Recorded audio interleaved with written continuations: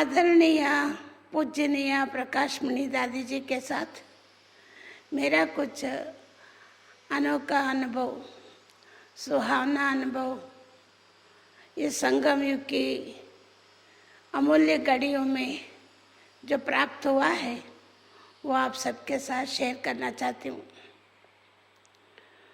वैसे मैं 1968 में बेंगलोर में ज्ञान में आई। दादी हृदय पुष्पा के साथ 1 साल रही। साकार में बाबा था। बाबा के साथ पत्र लिखने का और बाबा से पत्र द्वारा जवाब, टेप द्वारा जवाब मिलता था। उससे हम सब बहनें बहुत खुश होते थे। अचानक ड्रामा अनुसार 69 में बाबा अव्यक्त हो गया। साकार बाबा को मैं देख नहीं पाई। उसका थोड़ा मन में बहुत दुख का हो या शक का हो, ऐसा कुछ हुआ था। उसकी पूरा वाश किया हमारी बड़ी दादी प्रकाशमणि, क्योंकि 69 में जब हम बाबा से मिलने गए मधुबन में, बाप दादा से मिलके, दादियों से मिलके बड़े खुश होके आए। उसी घड़ी मधुबन में कुमारियों का भी बट्टी था। पहली कुमारियों का बट्टी या ट्रेनिंग था, प्रैक्टिकल और थियरी। उसमें हम लोग जब मधुबन गए तब तक प्रैक्टिकल पूरा हो गया था। तो दादी को रिक्वेस्ट करके दादी जी भी हम तीनों बहनों को, मलेशिया वाले मीरा बहन, एक शांता बहन और मैं, तीनों उन कुमारियों की बट्टी में भाग लिए। 1 मास ट्रेनिंग लेके वापस बेंगलोर आए। दादी हृदय पुष्पा के साथ सेवा किया। उसके बाद रोजी बहन के साथ भी सेवा किया। दिल में अंदर चाहती थी कि हिंदी भाषा सीखूं, मैं नॉर्थ में जाऊं। तो दादी प्रकाशमणि को बार बार पत्र लिखती थी, दादी मुझे आप नॉर्थ में भेजिए, हिंदी सिखाइए। तो जब मैं दोबारा मधुबन में जाना हुआ तो दादी प्रकाशमणि मधुबन पांडव भवन में 6 महीना मेरे को रखे। दादी और दीदी की पालना बहुत अच्छा मिली। म्यूजियम में भाषा सीखने के लिए, एक्सप्लेन करने लिए भेजते थे और मधुबन निवासियों के साथ थोड़ा बहुत मैं हिंदी सीखी। आखिर 6 महीना पूरा किया तो दादियाँ, प्रकाशमणि दादी, जानकी दादी, शिलेंद्र दादी बेंगलोर मैसूर चक्कर लगा के दादी प्रकाशमणि मुझे मैसूर भेजने का तय कर लिया। जब दादी वापस आई तो मेरे को कहा, आप तैयार हो जाओ, मैसूर की सेवा करने जाओ। तो नेचुरली आप सब जानते हैं मधुबन में रह के मुझे वापस इस तरफ आने का दिल नहीं था। फिर भी बाप दादा और दादी ने बहुत मुझे प्यार भी दिया, पालना भी दिया और वरदान भी दे करके, शक्ति भी भर करके मैसूर में भेजा। 69 में मैसूर में आने के बाद, एंड में आई मैं 69 में, 70 तक उन दिनों में करुणाबाई यहाँ था और सोमप्रभा बहन भी थी। दादी ने, मैं यहाँ आने के बाद करीब 1 साल 8 महीने के बाद दादी ने करुणाबाई को बेहद सेवा में मधुबन में बुला लिया और थोड़े दिन में सोमप्रभा बहन को भी भोपाल की सेवा में दादी ने भेजा। 1970 और 71 तक चामुंडी हिल में म्यूजियम बनाने के लिए रेंटेड मकान लेके प्लान किया। दादी को बताया तो दादी बड़ी खुश होके डायरेक्शन दी। उसी अनुसार 73 तक तैयार करके दीदी मनमोहिनी निर्वायर बाई जी और मैसूर महारानी द्वारा उसका उद्घाटन हुआ। 1973 में दादी प्रकाशमणि बेंगलोर बड़ा मेला में आई थी। हम सब कर्नाटक की उन दिनों में जितनी भी भाई बहनें थे, सेंटर्स की स्टूडेंट सहित सब बेंगलोर की मेला में भाग लिए और 1 महीना लगातार मेला हुआ तो बहुत प्रेरणा मिली। उस प्रेरणा से 1974 में 73 में ही हम लोग मैं आसन सेवा शुरू किया था दादी के डायरेक्शन से। 74 में पैलेस में, जगनमोहन पैलेस में मैसूर में मेला करने के लिए भाई बहनों ने कुछ प्लान किया और उसी अनुसार पैलेस वालों ने हमको छुट्टी भी दिया। तो बाप दादा को, जैसे मैं मधुबन में बाबा को दादियों को समाचार सुनाने के लिए गई तो उसी दिन बाप दादा आए थे। बाप दादा को ही पहले मेरे को सुनाना पड़ा। बाप दादा ने इतना प्यार किया और कहा अपने आप अगस्त 4 तारीख को उद्घाटन करो। तो देखिए भगवान कितना हमें साकार में ना मिलते हुए भी अव्यक्त में साकार का अनुभव किया। और मेरी दादियों को भी ये समाचार नहीं सुनाए थे। बाद में जब सुनाई तो दादी ने यही कहा, अभी भगवान ने आदेश दिया, आपको वैसे ही करना पड़ेगा। क्योंकि दादियों ने उस समय नॉर्थ में जाने का टूर का प्रोग्राम फिक्स हो गया था। उसे अनुसार करुणाबाई को पहले भेजी, फिर शांतामणि दादी को भेजी और कर्नाटक की हृदय पुष्पा दादी और सुंदरी बहन आदि कर्नाटक की भाई बहनें 200 तक करीब मैसूर में आए। पैलेस में बहुत सुंदर मेला हुआ। 1 महीना लगातार लाखों लोगों ने देखा।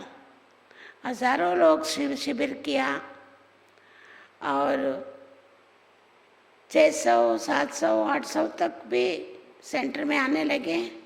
पर उस समय सेंटर का स्थान बहुत छोटा था। उसमें 2-3 बार टाइम, अलग अलग टाइम पर क्लास कर रहे थे। उसके बाद आखिर 100-150 भाई बहनें बाबा के वारिसदार निकले। 75 में मंड्या, 74 में ही मेले के बाद मैसूर डिस्ट्रिक्ट की सेवा पूरा किया और 75 में मंडा डिस्ट्रिक्ट चालू किया। वहाँ भी मेला करके सेंटर खोला। दिल में था कि दादी प्रकाशमणि को आके मंड्या सेंटर का उद्घाटन करावें। तो दादी को बार बार पत्र लिखते थे तो दादी उत्तर नहीं दिया था, लेकिन स्वप्न में दे दिया था। इतना दादी के साथ प्यार था, मैं स्वप्न को ही सच मान करके उसी डेट में इन्विटेशन छाप के, उन दिनों में दादी उबली आने वाली थी तो मैं उबली में गई। वहाँ दादी को इन्विटेशन दिया तो दादी वंडर का ही। दादी ने पूछा तुमको किसने डेट दिया? तो मैंने यही कहा दादी आपने स्वप्न में दिया। दादी हंसने लगी और दूसरे दिन मेले में दादी को मैंने बहुत फोर्स किया, आपको आना ही पड़ेगा। दादी ऐसे करते थे, आप मेरे को पिकेटिंग करके ले जाना चाहते हो? तो ऐसा करके दादी ने फिर छुट्टी दिया। 1 दिन के लिए दादी उपड़ी से मंड्या में आकर के उद्घाटन किया। उसके बाद उसे रात मैसूर में रह के सुबह क्लास करा के भोग लगा के दादी हुबली में गई। तो देखिए दादी इतनी बड़ी हस्ती जो सारे विश्व में इंटरनेशनल इंस्टीट्यूशन की प्रशासिका, इतना सरल स्वभाव, रहम दिल, करुणामयी, जो हर एक का दिल को पहचान लेती थी, भावना पूरा कर लेती थी। दादी को बाबा ने 76 में विदेश भेजा। उस घड़ी भारत की 100 करीब बहनें मीटिंग में गए थे, बटे भी हुए थे। उस समय बाप दादा यही कहा, दादी जब रिटर्न में आएगी तो दादी की नए पुष्पों के द्वारा स्वागत करना। उसे वरदान को लेते हुए मैसूर में आके 75 में मेला किया,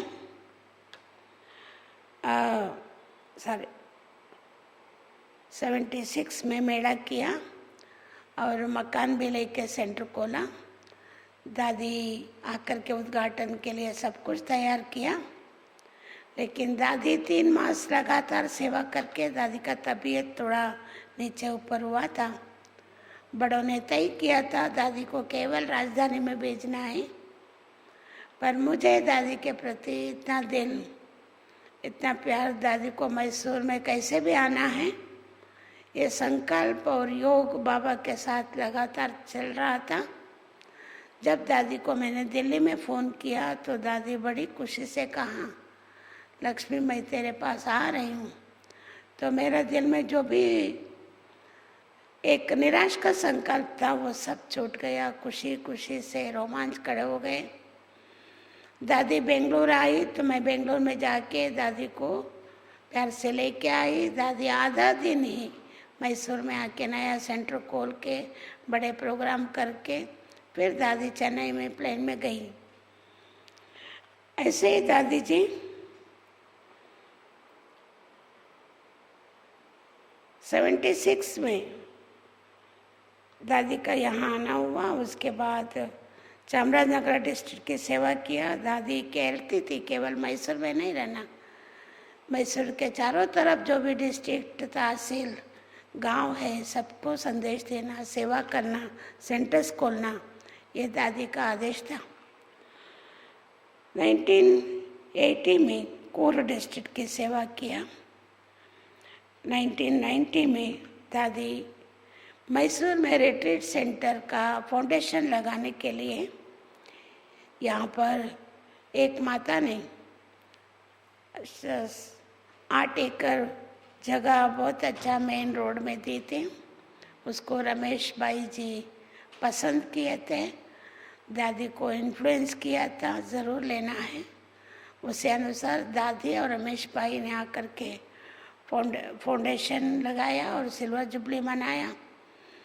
और उन दिनों में दादी ने केरला में जाने के लिए भी हमें आदेश थे। रिट्रीट के साथ साथ हम लोग केरला की सेवा भी शुरू किया।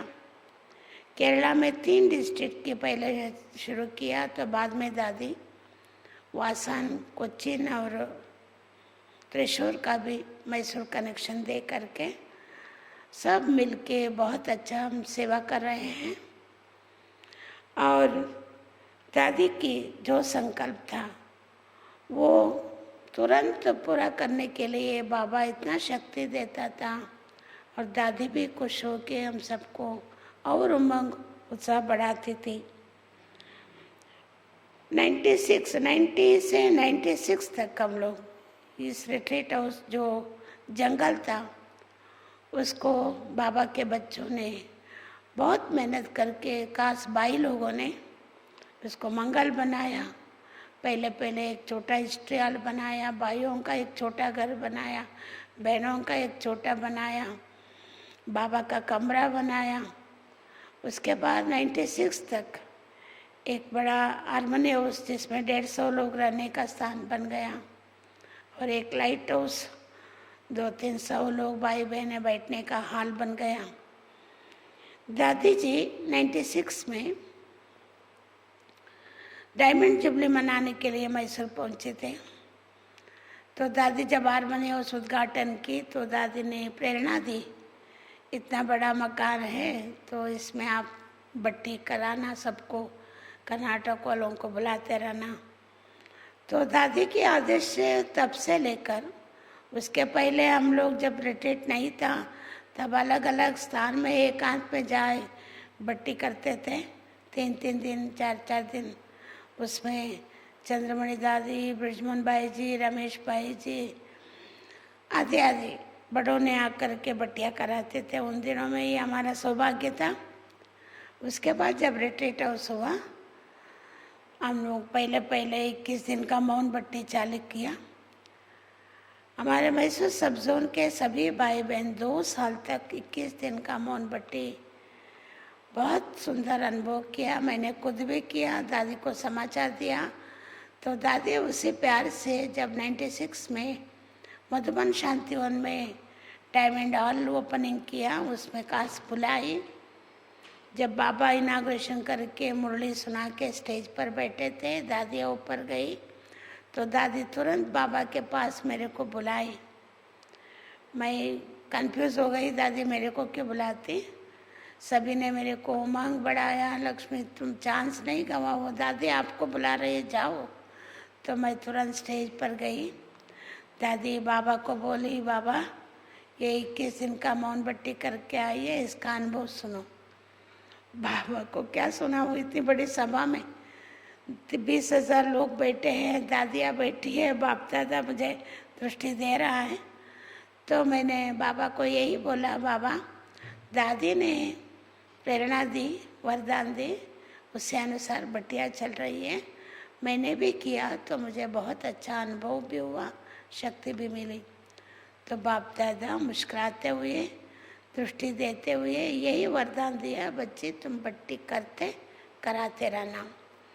फिर बाद में आज तक, तब से लेकर आज तक 21 दिन का बट्टी चला, 14 दिन का चला, 13 दिन का चला, 10 दिन का चला, 9 दिन का चला, 7 दिन का चला, अभी 5 दिन का बट्टी। हर साल में 2-3 महीना यहाँ बट्टियाँ चलती है रिट्रीट में, और अनेक अनेक प्रोग्राम भी चलती हैं। तो ये दादियों की इस धरनी में आकर के, इस भूमि को पावन बना करके, हरा भरा बना करके हम सबको शक्ति दे के सेवा कराई। उसके बाद जब बाबा मधुबन में आया, सब जगह मेगा चल रही थी, तो हम हमेशा सोचते थे एक दिन के लिए इतना बड़ा खर्चा क्या करें, कैसे करें, सब सोच में पड़ते थे और करने का निश्चय नहीं करते थे। पर बाबा जब हमारा कर्नाटक की टर्न में हम सबको खड़ा हो के कहा, बच्चियाँ ये बाप दादा का दिल है, उमंग है, बाप दादा आप सबको उमंग दे रहा है, आप हिम्मत रखेंगे तो बाप दादा का हजारों गुना फल मिलेगा, मदद मिलेगा। ऐसे ही सचमुच उस घड़ी हमने बाप दादा के सामने दृढ़ संकल्प किया, बाबा ज़रूर हम मैसूर में मेगा प्रोग्राम करेंगे। तो यहाँ मेरे साथ सारे मैसूर के भाई बहनों ने भी संकल्प किया, बाबा ने हम लोगों को कहा है तो हमको ज़रूर करना।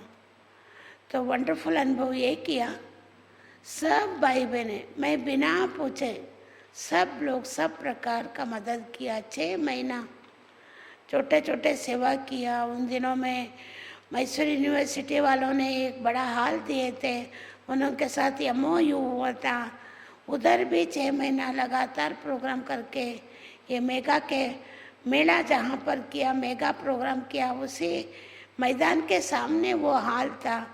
तो बहुत सेवा किया, 6 महीना तैयारी किया लाखों लोगों को इकट्ठा करने के लिए। उसके बाद 205 में बड़ा मैदान में बहुत सुंदर मेला अरेंज किया। बाप दादा का मदद और दादियों का सहयोग और विशेष प्रकाशमणि दादी का नज़र जो मेरे ऊपर पहले से पड़ी थी, और सारे मैसूर के भाई बहनों को दादी बहुत प्यार करके, शक्ति दे करके इतनी बड़ी बड़ी सेवा किया, मेरे पास वर्णन करने के लिए शब्द भी नहीं है, टाइम भी कम है। इसलिए मैं ऐसी पूज्य दादी को कितना सेवा कराइए। और भी दादियों ने, जैसे गुलजार दादी, जानकी दादी ने भी, रतनमणि दादी ने भी मैसूर की सेवा बढ़ाने के लिए उन्होंने अपनी पदार्पण से सबको वरदान दे के, आशीर्वाद दे के इस सेवा को बहुत बढ़ाए हैं। हम बहनों को भी शक्ति भरी है। मैं पूज्य प्रकाशमणि दादी जी को, मेरे को काश दादी ने बहुत पालना दी, अंतिम समय तक मुझे पहचानते थे। दादी का याद करूँ तो बहुत मेरे को मन में भर आता है। पर दादी ने मुझे इतना पालना दी है, तो मेरा अंतिम श्वास तक जो दादी की पालना है, बाबा की वरदान है, उन सबको पूरा करने का ही मेरा दृढ़ संकल्प है। आज मैं ऐसे पूज्य दादी को कोटि कोटि अभिनंदन करती हूँ, नमन करती हूँ, वंदना करती हूँ। ओम शांति।